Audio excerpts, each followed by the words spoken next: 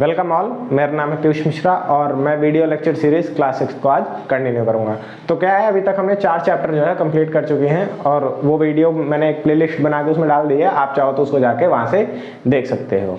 ठीक है, तो आज मैं क्या चालू करूंगा, chapter 5 major domains of the earth. ठीक है, तो अब अर्थ है जो हम अर्थ पे जिस पे रहते हैं वो किस किस चीज से है, मतलब बनी हुई है। बेसिकली यही मान के चलिए 6th क्लास के उस पे कि क्या क्या है। एक तो हमारा लैंड है, एक वाटर है और एयर है। ठीक है, तो इन तीनों को हम क्या कहेंगे, लैंड को कहेंगे लाइथोस्फीयर। ठीक है, वाटर को कहेंगे हाइड्रोस्फीयर और एयर को कहेंगे एटमॉस्फेयर। ठीक है, तो ये हमारे क्या है, डोमेन्स है अर्थ के। ठीक है, तो अब क्या है कि अब एक होता है क्या, बायोस्फीयर। बायोस्फीयर, तो बायोस्फीयर किसको कहा जाता है। अब देखिए, जैसे मैं अभी आपको एग्जांपल देता हूं कि ये है हमारी अर्थ। ठीक है, मान लिया ये अर्थ है। ठीक है, यहां पे है क्या, मान लिया ये एक तालाब है। ठीक है, और यहां पे क्या है, एयर है। तो यहां भी है एयर, मतलब यहां पे नहीं होगी, इसके अंदर नहीं होगी। ठीक है, तो ये वाला जो रीजन है, ठीक है, कौन सा, ये वाले रीजन, तो यहां पे क्या है, देखिए लैंड भी है। ठीक है, यानी आपका कौन सा है, लाइथोस्फीयर भी है। ठीक है, वाटर है, यानी क्या है, हाइड्रोस्फीयर है, और आपका एयर भी है। ठीक है, यानी एटमॉस्फेयर। अब देखिए, इस रीजन में जहां पे ये तीनों एक साथ रहते हैं, ना तो केवल हवा में जिंदगी होगी, ना केवल पानी में जिंदगी होगी, मतलब पानी में, समुद्र में आप देखोगे तो वहां भी एयर रहती है। एयर का मतलब ऑक्सीजन से मैं कह रहा हूं, ऑक्सीजन रहता है वहां पे। ठीक है, तो ना तो एयर में अकेले, ना वाटर में अकेले, ना ही लैंड पे अकेले। क्यों, अगर मैं मान लीजिए कहूं कि मंगल पे भी तो लैंड है, मंगल ग्रह पे, लेकिन वहां तो लाइफ नहीं है। चांद पे पानी है, लेकिन वहां भी लाइफ नहीं है आपकी। ठीक है, तो इसीलिए जहां पे ये तीनों एक साथ रहेंगे, जिस पॉइंट पे आपकी लाइफ वहीं पे रहेगी। ठीक है, मतलब लाइफ वहीं पे एग्जिस्ट करेगी, वहीं पे हमारे और आप जैसे जो एक तरह से कह सकते हैं होमोसेपियंस है वो रहेंगे। तो वो कहां पे होती है, वो लैंड के और यहाँ पे, मतलब जहां पे हम खड़े हैं बेसिकली उस जगह पे होती है। ठीक है, तो अब हम क्या है कि अलग से पढ़ेंगे, एटमॉस्फेयर को अलग से पढ़ेंगे, लाइथोस्फीयर को अलग से पढ़ेंगे एंड हाइड्रोस्फीयर को अलग से पढ़ेंगे। तो सबसे पहले मैं स्टार्ट करता हूं किसके साथ, लाइथोस्फीयर के साथ। ठीक है, तो मैं इसको रफ कर लेता हूं। अब क्या है लाइथोस्फीयर,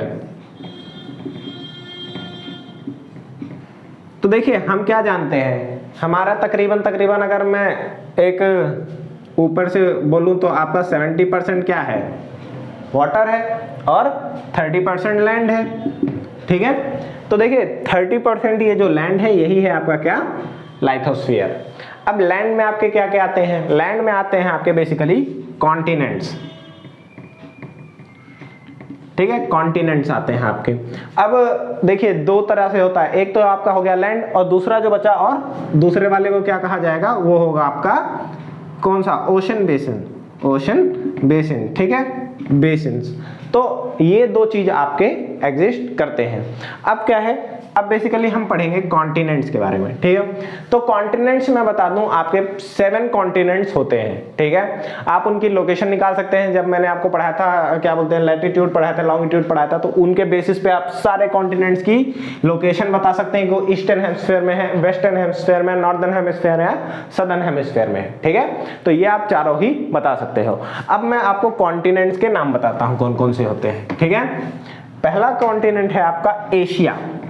ठीक है, एशिया, तो इसके प्रोनाउंसिएशन अलग अलग हैं, कोई लोग एशिया बोलते हैं, कोई एशिया बोलते हैं, तो आप कुछ भी जो आपको समझ में आता है आप वो बोल सकते हैं। तो ये बिगेस्ट कॉन्टिनेंट है। ठीक है, सबसे बड़ा यही है इससे बड़ा कॉन्टिनेंट अर्थ पे एग्जिस्ट नहीं करता।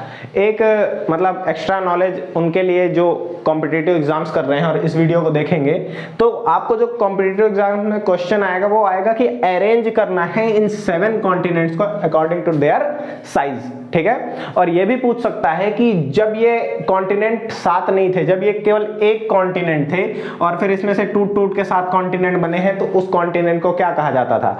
उसको कहा जाता था पेंजिया, ठीक है, पेंजिया कहा जाता था उसे। तो ये तो हो गया कंपटीशन पर्पस से, ठीक है। अब एनसीईआरटी पर्पस से एशिया। अब हमारा देश इंडिया कहां लाई करता है? इंडिया लाई करता है एशिया में, और हमारा परम मित्र पाकिस्तान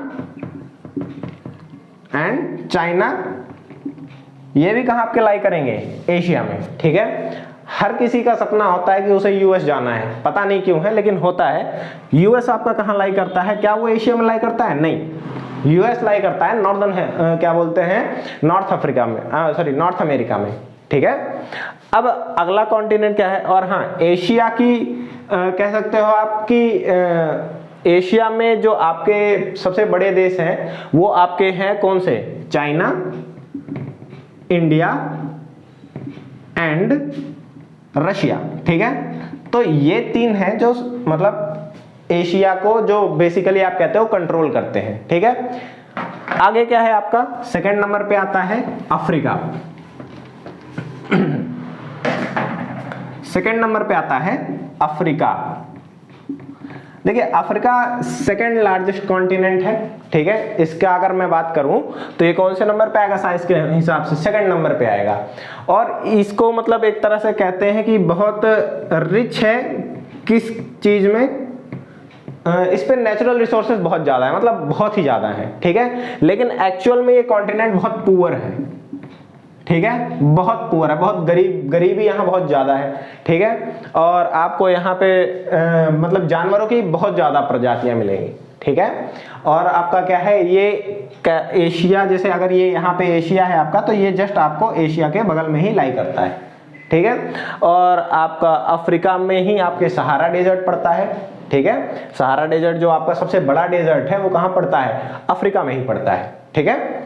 आगे अब एक क्वेश्चन ये भी है कि इंडिया में कौन सा डेजर्ट पड़ता है, उसका नाम आप लोग कमेंट सेक्शन में बताएंगे, ठीक है, कि इंडिया में कौन सा नाम पड़ता है, और वीडियो के एंड में मैं इसका आंसर आपको दे दूंगा, ठीक है। अब थर्ड नंबर पे आपको क्या पड़ता है? नॉर्थ अमेरिका, ठीक है। तो नॉर्थ अमेरिका, अब देखिए नॉर्थ अमेरिका को मैं कहूंगा कि ये सबसे पावरफुल कॉन्टिनेंट है। सबसे पावरफुल कॉन्टिनेंट क्यों है? क्योंकि यहाँ पे सुपर पावर, जिसको हम लोग किसको कहते हैं सुपर पावर, यूएस को, वो नॉर्थ अमेरिका में है, ठीक है। जैसा कि मैंने आपको शुरुआत में बताया था कि आपके जो नॉर्थ अमेरिका है, और दूसरा कौन सा बड़ा देश है यहाँ पे, इसमें आप कह सकते हैं बेसिकली 2 ही देश ही हैं, क्योंकि आपका कनाडा, यूएस, ठीक है, और एक और देश है मैक्सिको, ठीक है, मैक्सिको। तो ये तीनों मिलके मोस्टली आपका क्या बोलते हैं, नॉर्थ अमेरिका को कवर कर लेते हैं, ठीक है। अब आप देखे पढ़ोगे आप, परारी वगैरह जो होती है वो यहाँ पे है, ठीक है, जिसको बॉल ऑफ द वर्ल्ड भी कहा जाता है, तो वो सारा आपको कहाँ मिलेगा?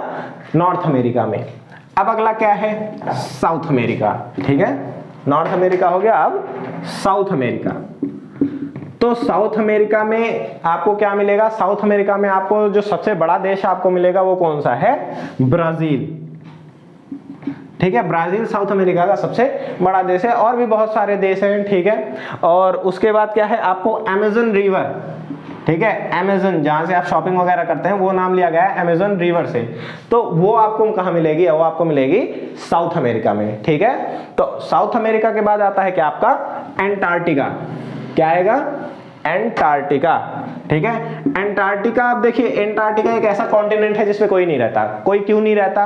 क्योंकि वहां पे मतलब पूरे ऑल टाइम बर्फ जमी रहती है, ठीक है। तो वहां पे हम लोग जाते हैं बस रिसर्च पर्पस से, कोई भी देश जाता है तो जस्ट वहां रिसर्च पर्पस से जाता है, ठीक है। और मजे की बात यह है कि आपका बहुत सारा वॉल्यूम जो फ्रेश वाटर का है वो उन्हीं में जमा हुआ है, ठीक है।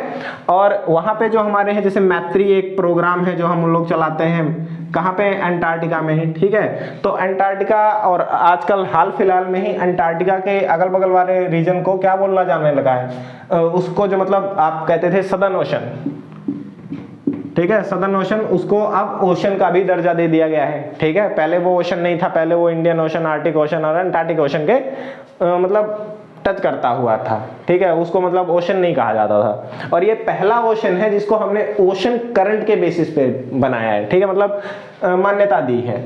अगला क्या है अंटार्कटिका के बाद? अंटार्कटिका के बाद आता है आपका यूरोप। ठीक है, तो यूरोप एक ऐसा कॉन्टिनेंट है जिसको कह सकते हैं हमने 200 सालों तक बाकी सारे कॉन्टिनेंट पे इन्होंने राज किया। ठीक है, अपने टेक्नोलॉजी के दम पे। अब आपका यूके, ठीक है, फ्रांस, जर्मनी एंड जितने भी बड़े अच्छे अच्छे देश हैं, मतलब देखने में अच्छे हैं, वो सारे आपको कहाँ मिलेंगे? डेवलप्ड कंट्रीज, वो मिलेंगे आपको यूरोप में। यूरोप का एक सबसे अच्छी चीज है कि इनके पास एक यूरोपियन यूनियन है, यूरोपियन यूनियन। ठीक है, और एक और बात, जो आपका रशिया है वो यूरोप में भी आता है और एशिया में भी आता है। तो इस एशिया और यूरोप को, अगर यूरोप और एशिया को कंबाइन कर देंगे तो वो बन जाता है यूरेशिया। ठीक है, तो ये दोनों को जब हम कंबाइन करते हैं तो क्या बन जाता है आपका? यूरेशिया। अब इसके बाद क्या आता है? इसके बाद आता है आपका ऑस्ट्रेलिया। ठीक है, कंगारू, AUSTRALIA। ठीक है, ऑस्ट्रेलिया में क्या है? कंगारू बहुत पाए जाते हैं। तो वहां पे अभी कभी कोई जाता रहता है गाड़ी से तो कंगारू कूद के आगे आ जाता है, तो कई बार उनकी वजह से हादसा हो जाता है। और आजकल तो ऑस्ट्रेलिया में चूहों का बहुत प्रकोप चल रहा है। वहां पे फसल हुई, मौसम ऐसा बन गया कि आज के टाइम पे वहां चूहे ही चूहे हैं। और इंडिया से अब वो क्या मंगाना चाहते हैं? इस तरह के पॉइजन मंगाना चाहते हैं जिससे वो चूहों को मार सके। तो ऑस्ट्रेलिया को क्या कहा जाता है? आइलैंड कॉन्टिनेंट भी कहा जाता है। ठीक है, आइलैंड कॉन्टिनेंट क्यों कहा जाता है? क्योंकि ये किसी कॉन्टिनेंट के साथ टच नहीं करता, अपने बॉर्डर शेयर नहीं करता। ठीक है, इस कॉन्टिनेंट का जो सबसे बड़ा देश है वो ऑस्ट्रेलिया ही है। ठीक है, और इसके आसपास जो आपका सबसे फेमस देश है वो एक आपका न्यूजीलैंड भी है। ठीक है, तो ये हो गया आपका पूरा लाइथोस्फीयर। ठीक है, अब अगली वीडियो में मैं लेके आऊंगा आपके लिए हाइड्रोस्फीयर एंड एटमॉस्फेयर। ठीक है, तब तक के लिए जय हिंद।